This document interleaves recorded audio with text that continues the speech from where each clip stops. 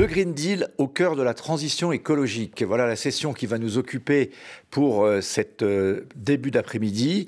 Et pour en parler, nous avons avec nous le plaisir de recevoir Pascal Canfin. Il est à distance, mais il est avec nous. Député européen, président de la Commission Environnement, Santé publique et Sécurité alimentaire. Et il représente Renew Europe. Pascal Canfin qui, et on en parlera, a fait un document extrêmement intéressant, je le montre à la caméra, qui s'appelle « Les 54 lois qui vont faire de l'Europe une puissance verte au cœur du Green Deal ». Nous en reparlerons parce que 54 lois, effectivement, il est important d'essayer de se repérer. Je dirais qu'on va essayer de trouver l'arbre qui cache la forêt ou de se repérer dans la forêt du Green Deal avec Pascal Canfin dans quelques minutes. Et nous avons également avec nous pour débattre dans ce débat d'ouverture Estelle Brachlianoff, qui est la directrice générale de Veolia. Veolia qui est le grand champion français de l'environnement. Je n'en dis pas plus, évidemment, avec une actualité récente avec la fusion avec Suez. Et donc, on aura l'occasion de parler avec vous, Madame Brachlianoff, des enjeux pour les entreprises, de tous ces changements à l'occasion de la révolution industrielle du Green Deal. Pascal Canfin, peut-être pour commencer, est-ce que vous pouvez nous donner, je dirais, votre vision, évidemment pas des 54 lois, mais qu'est-ce qui fait l'unité de ce Green Deal? Qu'est-ce qui en fait aujourd'hui son actualité? Comment est-ce que vous voyez cette accélération? Je voudrais rappeler qu'il y a un rapport de l'AIE qui est tombé hier, qui dit qu'il faut cesser de faire sortir la moindre goutte de pétrole, le moindre morceau de charbon, si on veut tenir les engagements de lutte contre le réchauffement climatique. Autant dire qu'on n'y est pas du tout. Alors, bonjour tout le monde. Le rapport de l'AIE dit pas exactement ça. Il dit je caricature des recherches additionnelles et des centrales à charbon additionnelles. Bien évidemment, il ne propose pas, et personne ne le propose, de couper les robinets du jour au lendemain. C'est pas ce que j'ai dit. J'ai dit qu'il fallait arrêter d'en chercher de nouveaux. Voilà. Exactement. Donc, et c'est précisément, par exemple, la position que la France a prise dès 2017, puisqu'on a été le premier pays au monde à dire on interdit sur notre terre et dans nos eaux l'exploitation et l'exploration de nouveaux gisements de pétrole, par exemple offshore. Donc on est très cohérent avec cette ambition et cette exigence posée par l'Agence européenne, l'Agence internationale de l'environnement. Alors vous m'interrogez sur le Green Deal, c'est mon quotidien effectivement en tant que président de la Commission environnement du Parlement européen, et je pense que c'est quelque chose qui est profondément en train d'entamer un changement systémique de l'Europe. Quand vous changez 54 lois en même temps, et je reviendrai peut-être si vous avez des questions précises sur certaines d'entre elles, mais la réforme du marché du carbone, la biodiversité, l'économie circulaire, les standards automobiles, le plastique, etc., etc. 54 lois en même temps sur la finance verte, Olivia Grégoire vient d'en parler. Forcément, vous entamez un changement systémique. Et c'est exactement le moment où nous sommes, puisque nous avons fixé les nouveaux objectifs, notamment les nouveaux objectifs climatiques qui ont été adopté il y a quelques semaines dans la nouvelle loi climat européenne, jusqu'à 57% de réduction d'émissions de gaz à effet de serre d'ici 2030. Vous parliez d'accélération, un seul chiffre, peut-être parce que ces chiffres de 55, 57, etc. ne parlent pas à grand monde, donc un chiffre qui peut parler à tout le monde. Nous allons aller 2,5 fois plus vite dans la décennie qui vient que dans la décennie passée. Donc, aller 2,5 fois plus vite, par exemple, si vous roulez à 50 km/h, 2,5 fois plus vite, c'est 125 km/h. Donc, on va passer d'un monde où on roulait à 50 km/h contre le changement climatique à un monde où on va agir à 125 km/h. Ceux qui ne s'adaptent pas, ceux qui n'ont pas les technologies, ceux qui ne jouent pas les nouvelles règles du jeu seront les perdants de cette affaire. C'est évident. Ce qu'a dit Olivia Grégoire il y a 2-3 minutes est parfaitement vrai. Et c'est pour ça que le Green Deal, en un mot, c'est une stratégie économique, c'est une stratégie de souveraineté industrielle, c'est une stratégie de souveraineté commerciale. Et c'est pour ça que ça n'est pas du tout déconnecté, bien au contraire, de la notion de puissance géopolitique et la notion de modèle de prospérité et modèle de croissance. C'est certes une politique environnementale, une politique climatique, une politique pour la nature, évidemment, mais c'est, je dirais même moi, ancien journaliste économique, surtout une politique économique et géopolitique qui nous met au centre de la discussion mondiale et maintenant évidemment avec les États-Unis, et nous avons une concurrence saine et vers le haut qui nous attend avec les États-Unis, et c'est tant mieux. Alors dans cette transition, Pascal Canfin, il y a un acteur important dont on parle depuis ce matin. En fait, c'est la conversion des esprits. ce qui est en train de se passer, probablement aussi au travers du monde de la finance, par et avec la finance, c'est une prise de conscience, on en a parlé avec Olivia Grégoire, que ne pas s'adapter, c'est risquer de disparaître. Des grands groupes pétroliers, je n'en citerai aucun, mais ils se reconnaîtront eux-mêmes, ont aujourd'hui commencé à prendre conscience, même s'il y a encore beaucoup de chemin à parcourir, parce qu'il faut également que cette transition nous concerne tous. Et c'est ça la difficulté peut-être de ce Green Deal, c'est qu'il faut à la fois accompagner les changements des entreprises qui doivent prendre conscience de cette nécessité de disparaître et en même temps mettre en place les conditions des nouvelles normes qui vont changer nos comportements. Le risque, c'est l'affaire des gilets jaunes. C'est-à-dire que le risque, c'est qu'il y ait une forme de discontinuité entre les deux. Comment est-ce que vous, qui êtes à la fois un écologiste convaincu, mais également un responsable politique responsable, vous pensez qu'on peut conjuguer les deux dans cette accélération? Alors, j'adhère totalement à la façon dont vous présentez le problème. Et je le résumerai en disant qu'on est dans un moment darwinien. Le moment darwinien, c'est un moment où ceux qui s'adaptent survivent, ceux qui ne s'adaptent pas meurent. Mais une des conditions de l'adaptation, c'est précisément d'emmener tout le monde. Parce qu'une société ne peut pas s'adapter en se fracturant. Ou alors c'est des tensions permanentes à l'intérieur de notre corps social, que ce soit national ou européen. Et c'est pour ça que moi, l'écologie que je défends, et c'est ça, je pense, l'ADN du Green Deal, c'est transformer sans fracturer.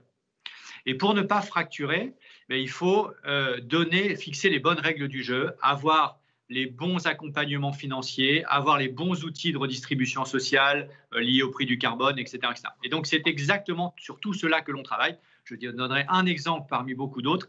Hier, au Parlement européen, nous avons formellement adopté de manière définitive le Fonds de transition juste, 17,5 milliards d'euros pour les régions européennes qui sont les plus négativement impactées par la transition écologique et notamment par la transition énergétique liée à la fin du charbon.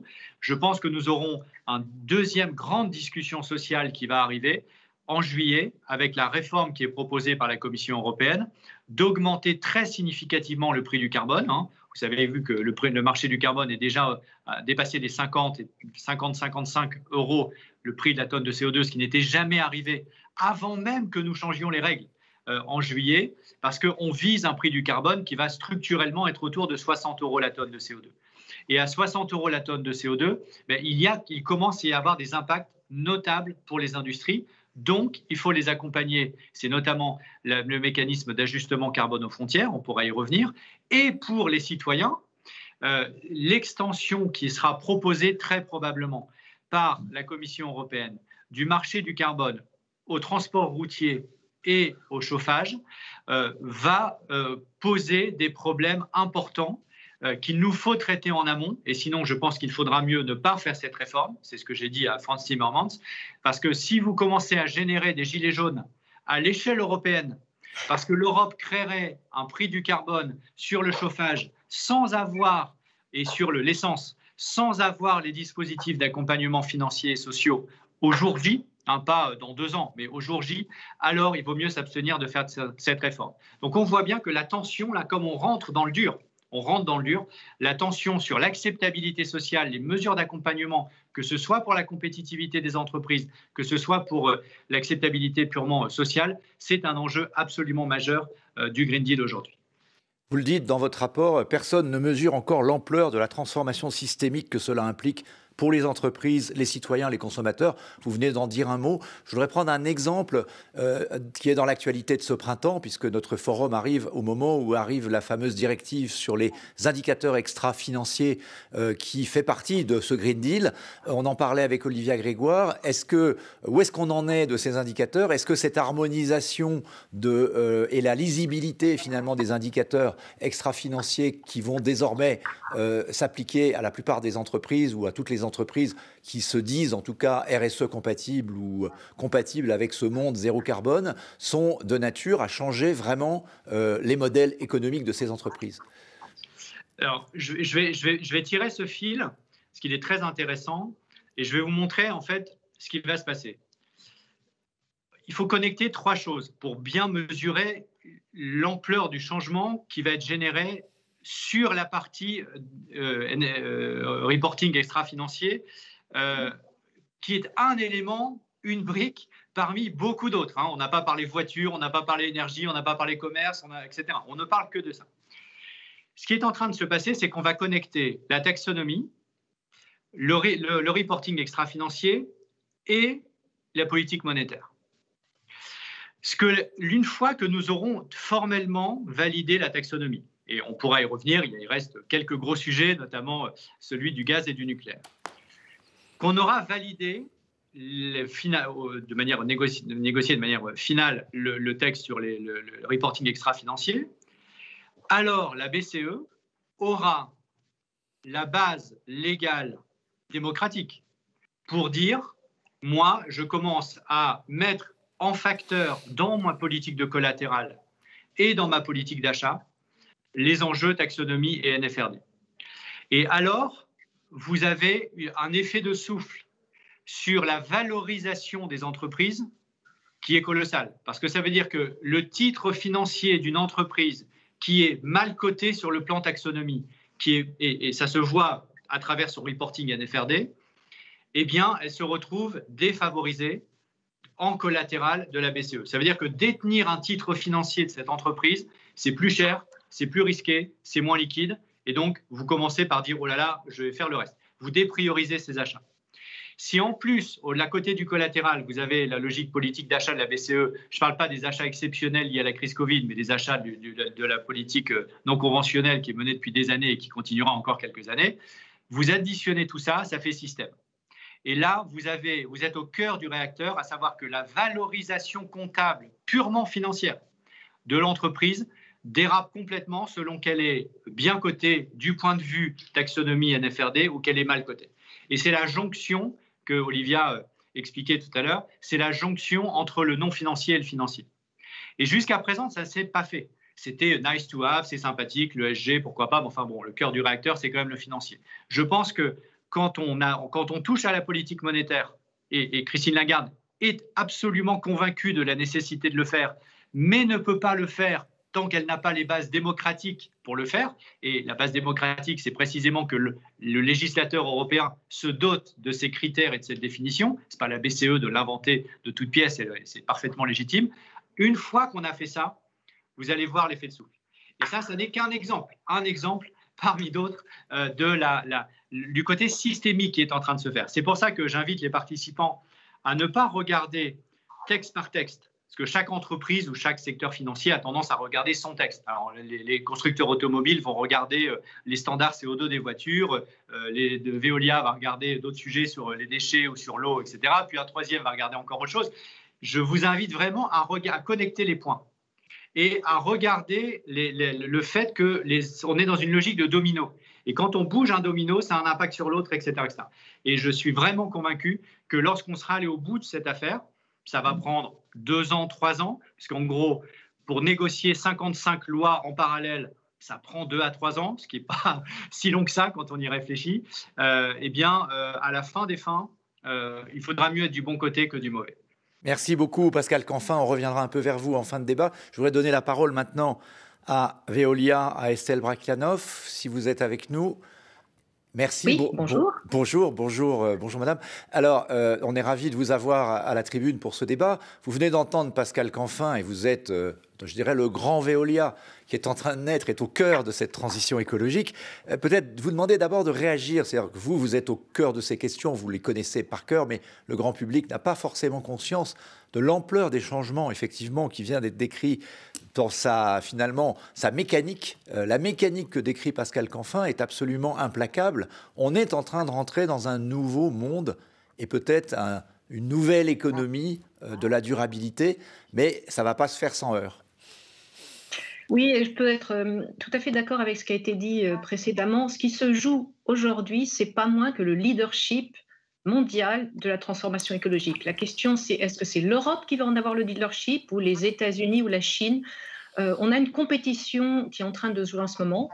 On ne saura pas avant quelques années qui est le vainqueur de cette compétition. Par contre, il ne faut pas qu'on la perde, cette bataille. Et par exemple, si nous avions laissé Suez se faire racheter par des acteurs non européens ou des fonds d'investissement non européens, on aurait su d'ores et déjà que c'était un acteur industriel qui disparaissait et une opportunité de constituer le champion mondial de la transformation écologique. Donc, pourquoi c'est si important ce leadership de la transformation écologique? Parce que je crois qu'en fait, on n'a pas la même façon de voir cette transformation écologique, qu'on soit européen, américain ou chinois. Tout ce que vient de dire M. Canfin, tout ce qui a été dit précédemment, c'est une transformation écologique qui associe les citoyens, les ONG, les pouvoirs publics, les entreprises comme la mienne, comme Veolia, et évidemment aussi toutes sortes d'autres acteurs pour essayer de trouver des solutions. Quand on se place du côté des Américains, je crois qu'il n'y a pas beaucoup de place pour les pouvoirs publics dans cette transformation écologique. Et à l'inverse, quand on se place du côté de la Chine, il n'y a pas beaucoup de place pour l'individu et pour le citoyen. Donc je crois que ce leadership, c'est là qu'on est en train de faire la différence en Europe. Le Green Deal, évidemment, nous en donne des moyens, mais ayons l'ambition de nos moyens. Alors, vous attendez ce Green Deal, comme nous tous, avec impatience. Il y a une dimension, j'allais dire, budgétaire. Il y a énormément d'argent, un tiers à peu près des 750 milliards d'euros du plan de relance européen. Et puis, pour prendre que le Green Deal français, il y a un tiers des 100 milliards d'euros qui deviendront peut-être 200 si le président de la République en décide ainsi pour la fin de son mandat. En tout cas, on évoque cette relance écologique, cette relance verte comme massive. Qu'est-ce que ça veut dire pour un groupe comme le vôtre, comme Veolia, à la fois en France, en Europe, en termes de changement, en termes d'accélération d'investissement, en termes d'emploi? C'est assez essentiel parce que le Green Deal, c'est des moyens, mais il y a aussi un plan de relance aux États-Unis avec le plan Biden. Et c'est évidemment Faites bien de le rappeler, il est encore plus gros même. Je vais pas, justement, c'est précisément le point. Je pense qu'il y a de l'argent. Ça, c'est une certitude. Il y a de l'argent public, il y a aussi de l'argent privé. Je crois qu'on peut dire qu'il y a aussi une volonté politique. Il y a des citoyens qui sont convaincus. Il suffit de voir dans les comportements d'achat en termes de consommateurs. Il suffit de voir même dans le résultat des différentes élections. Il faut aussi, pour que tout ceci prenne en masse, il faut aussi des solutions de cette transformation écologique. Et c'est là qu'une entreprise comme Veolia, déjà aujourd'hui, mais encore plus avec le rapprochement avec Suez, donc leader mondial de cette transformation écologique, notre métier, c'est ça, c'est de transformer cette volonté et ces moyens dans des vrais projets, dans des solutions. Ça veut dire permettre à des villes d'être plus vertes, d'être plus circulaires, de recycler plus de choses. Ça veut dire permettre à des industries de les faire sortir, par exemple, du charbon, mais avec des vraies solutions qui existent. Et puis, il y a toutes sortes de solutions qu'on a déjà aujourd'hui. Et puis, il y a des solutions de transformation écologique qu'on n'a pas encore. Et c'est là qu'on doit investir dans l'innovation pour trouver ces nouvelles solutions. Et là aussi, notre rapprochement avec Suez, ça nous permet de mutualiser les moyens et d'éviter de faire des doublons pour aller encore plus vite pour trouver ces solutions. Alors pour ceux qui ont de l'espoir, et c'est notre cas à la tribune, on peut penser que même si le combat contre le réchauffement de la planète est peut-être déjà perdu, on a quand même, on peut en parler avec Pascal Canfin, peut-être une session de rattrapage grâce à la technologie, en tout cas c'est l'espoir de certains, et à des changements technologiques qui ne sont pas forcément encore effectivement trouvés. Un des enjeux pour accélérer ces investissements dans la technologie, c'est de donner un prix au carbone. Est-ce que vous-même, dans le cadre de ce que vous êtes en train de faire, je pense notamment sur le retraitement des déchets ou sur d'autres, est-ce que vous avez déjà pris en compte l'élévation du prix du carbone qui était annoncée tout à l'heure? Comment est-ce que ça sert d'aiguillon dans votre dynamique et politique d'investissement et en R&D? Alors, c'est une question très intéressante. Alors, je crois qu'on a été assez précurseurs parce que ça fait déjà plus de 3 ans que nous avons un prix du carbone interne chez Veolia. Ça veut dire qu'à chaque fois qu'on regarde un investissement, il est à combien aujourd'hui? À 40 euros. Il était à 40 euros la tonne. Voilà, depuis déjà plusieurs années, alors qu'il était plutôt à 10 ou 20 euros en fonction des années sur le prix de marché, si je puis dire. Mais on avait déjà anticipé pour faire des choix d'investissement, par exemple investir, comme l'on fait tous les jours, dans des usines de recyclage de plastique, avec de plus en plus de types de plastique que l'on sait recycler et on ne le savait pas hier, avec évidemment des sujets de transition énergétique, puisqu'on a des fuels, des combustibles de substitution sous forme de matière organique, de la méthanisation. Donc on a plein de solutions et on avait déjà dans notre politique d'investissement ce prix du carbone. Le prix du carbone sur le marché aujourd'hui, depuis maintenant quelques mois, il s'est envolé et c'est tant mieux parce que ça donne un signal très fort, non pas seulement pour des entreprises comme Veolia, mais aussi tous les clients puisque nous sommes apporteurs de solutions pour tous les clients, tous les industriels et toutes les villes qui veulent aller vers cette transformation écologique. Et leur dire, voilà, il faut que ce soit plus cher de polluer que de ne pas polluer. Et je crois que ça, c'est la clé. Et le carbone, le CO2 étant un polluant majeur, il y en a d'autres, mais le carbone étant un polluant majeur, il faut qu'il y ait un prix à cette pollution. Donc, c'est une très bonne nouvelle que le prix du carbone soit plus élevé. Après, il faut que ce soit stabilisé. Ou en tout cas qu'on ait une forme de confiance dans le fait que ça ne va pas redescendre demain matin et que ça va rester à un niveau élevé pour que toutes les politiques d'investissement que l'on met en place puissent prendre leur envol dans la durée. Je crois que la stabilité du dispositif est quelque chose d'assez essentiel pour que toutes les entreprises investissent. Un élément qui a été évoqué, on pourra y revenir, mais avec Pascal Canfin tout à l'heure, c'est le danger social, effectivement, sur le chauffage, par exemple, urbain, sur, bien sûr, les transports. Vous n'êtes pas dans ce domaine-là, mais sur le sujet du recyclage des déchets et de retraitement, ça peut coûter très cher aux consommateurs, aux contribuables des villes concernées. Comment est-ce que vous pensez que cette transition va pouvoir se passer sans provoquer... Enfin, qu'est-ce qu'il faudrait faire de votre point de vue? Et évidemment, ce n'est pas le rôle de l'entreprise, c'est le rôle éventuellement des élus qui sont concernés. Mais comme vous êtes souvent face à des donneurs d'ordre qui sont des élus, la question du prix de l'eau ou du retraitement de l'économie circulaire est évidemment une clé pour vous, de votre modèle économique. Donc, est-ce que vous ne craignez pas que si la transition va trop vite, finalement, il y ait une forme de blocage qui viennent et qu'on se retourne vers les entreprises en disant mais de toute façon c'est trop cher? Alors il y a plein de réponses et elles sont toutes, je pense, assez optimistes à votre question. La première, c'est que la transformation écologique, ça crée des emplois. Nous, on continue à créer des emplois dans tous les pays d'Europe chez Veolia. Et donc, je pense que c'est déjà une première réponse. Après, l'accompagnement, évidemment, oui, je peux être que d'accord avec l'accompagnement. Donc, tout simplement, le prix de la pollution et par exemple le prix du carbone, il faut qu'il soit réinvesti, que ce soit des taxes ou en tout cas des dispositifs de redevance, réinvestis pour accompagner ceux qui organisent la transition. Donc, il faut que l'argent aille vers les entreprises ou les collectivités pour les accompagner, parce que ça coûte cher de passer d'un système polluant à un système dépolluant. Donc, je crois que c'est une deuxième partie de la solution. Et la troisième, c'est qu'il ne faut pas qu'on ait, de la même façon qu'on a eu un dumping social en dehors d'Europe pendant quelques années pour lequel il y a eu beaucoup de débats, n'organisons pas non plus un dumping environnemental où en fait on importerait des produits qui seraient des produits de consommation, je veux dire. On consommerait des choses qui seraient produites en dehors d'Europe, dans des endroits qui auraient des standards environnementaux beaucoup plus faibles et par exemple pas de prix de carbone. Je crois que ce serait un sujet problématique pour l'Europe. D'où le fait qu'une taxe aux frontières de l'Europe sur également ce que l'on consomme pourrait être un élément du dispositif. Mais là, je suis sûre que M. Canfin aura de nombreuses idées dans cette direction. Mais commençons par le commencement. La transformation écologique, ça crée des emplois en Europe. Je me tourne de nouveau vers Pascal Canfin, qui doit être encore avec nous. Peut-être on arrive à la fin de ce moment. Mais Pascal Canfin, peut-être une question... Pour répondre à ce que disait Estrel Biakanov et sur la compétition mondiale finalement des Green Deal, alors on a parlé effectivement des investissements et des budgets, des sommes mises en place par la France, par l'Europe, par les États-Unis, on pourrait penser aussi par la Chine. Il va y avoir une bataille, effectivement, pour le leadership. Comment est-ce que vous la voyez se dérouler et quel rôle peut jouer l'Europe? Est-ce que l'Europe, je dirais, est souvent divisée? Il va y avoir une présidence française de l'Union européenne au premier semestre 2022. Est-ce que c'est l'occasion d'essayer de faire avancer un certain nombre de ces sujets pour une prise de conscience qu'on est dans une guerre pour la technologie et pour les normes de l'économie durable de demain? Est-ce que cette prise de conscience est suffisamment claire ou pas? Alors, je peux vous dire qu'elle est totalement claire des deux côtés de l'Atlantique et en Chine. Il y a évidemment, avec le retour des États-Unis, une course plus explicite qui s'engage sur les technologies, mais aussi sur les standards.